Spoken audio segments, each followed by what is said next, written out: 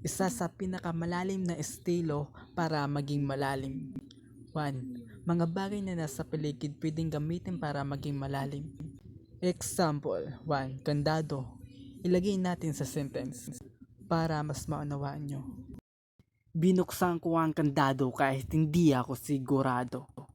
Ang kahulugan ng kandado or meaning ay sarado.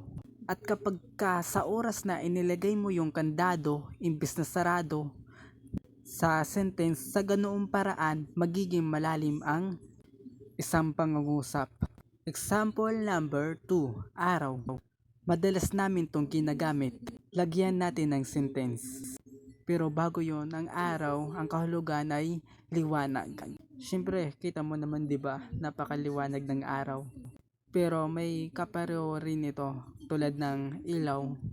Kaso mas maliwanag ang araw kaya ito ang mas gusto kong gamitin.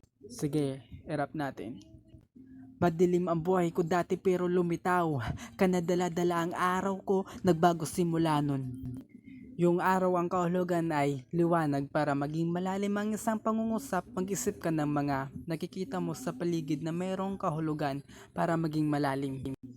At ayun, sana meron kayong natutunan sa akin. At kung meron man kayong mga tanong, kung di nyo masyadong naunawaan, i-comment nyo na lang dyan.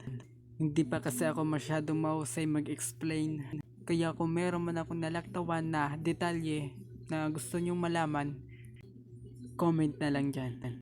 Thanks sa panonood. God bless.